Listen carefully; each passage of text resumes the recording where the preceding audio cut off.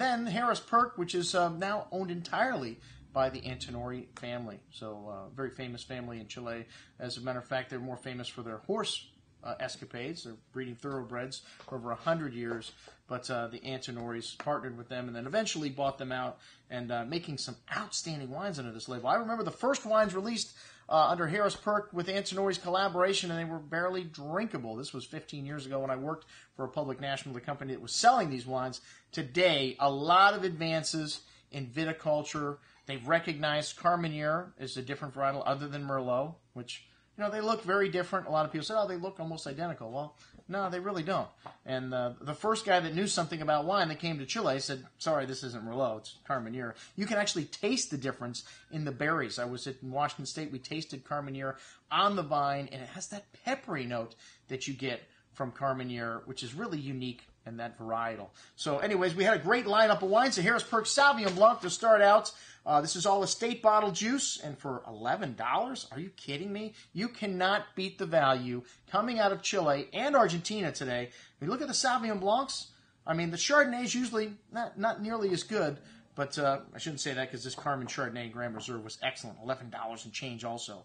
So this Sauvignon Blanc, very light, kind of dried hay, or fresh earth notes, and a little bit of white grapefruit and tangerine. A hint of pepper on the finish, really fresh, note of saltiness also there. A very good little Sauvignon Blanc, like I said, for $11 and change. Hard to beat what you get from Chile. Carmen Chardonnay, which this is from the Casablanca Valley. Maybe why it is very good Chardonnay, because this is a cooler region, and they're focusing on the top regions for those varietals with these Carmen Grand Reserve wines. These wines all over-deliver. For $11.88, this wine's got a lot of lovely, rich tropical fruit, peaches and pears, a real crowd pleaser, some creme caramel, fresh and zesty still on the finish. Not a blockbuster, got a little hint of oak spice to it, but a very good, solid little wine for $11.88. I challenge you to find a better Chardonnay from California than this wine for that price. All right, and then we've got the Harris Perk Carmenere Estate. This one's just a little leaner in style, little bell pepper, fresh earth, herbs, red currant, and cigar wrapper notes. Very tame style of Carmenere. It didn't have a lot of that pepperiness to it, but a little bit. Currant and cherry fruit, hints of herbs, and that cigar box spice. Very good for $11. Again, wow. What a great value. The Carmenere Reserve, this is from the hillsides of Apalta, so a different region. That first one was in the Maipo, and this is where Lapistol and Montes are, so very expensive dirt here. This got 4% Carignan in the blend, really earthy, and notes of kind of instant coffee to this wine, that herbaceousness and peppery notes that you get out of, that's famous in Chile. There's a little bit of that there. Good amount of coffee and that tobacco spice showing up on the finish, what with a solid core of dark cherry and plum fruit. Really nicely balanced, this 2010 vintage. A little bit fresher than the 2009, but still very good. 2009 Carmen Cabernet Sauvignon Reserve. Man, what a great little value this wine is. $13 and change. It's got 3% Carmenere in the blend. From the same property, as I mentioned before there, dark currant, black plum, fresh plowed earth, loamy notes, bitter cocoa, kind of fine herbs. Nice complexity for a 25,000 case production wine. This wine really over-delivers here. Good amount of dark cherry and currant berry fruit on the tongue. Nice structure here. Some dry tannins on the finish, but lots of everything else. Espresso, dark chocolate, dark earth, and fine herbs. Excellent juice, $13.64.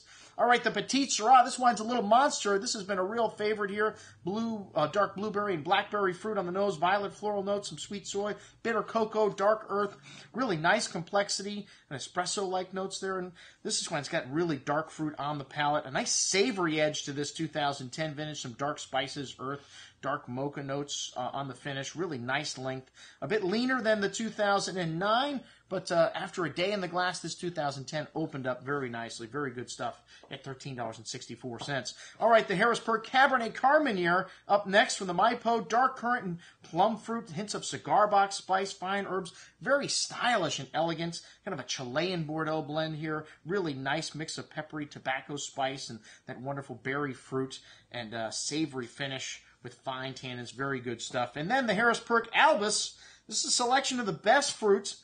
And named after one of Antinori's daughters. This wine is very well built, even better on the second day. Amazing how this wine opened up in the glass on my desk here. Dark currant, fresh herbs, cigar wrapper, hints of barnyard. Really nice complexity and nuance in the nose here. Very stylish and elegant on the palate with some of that cigar box spice, a lot of fresh berry fruit, and dry and tannic on the finish. This wine needs a little time.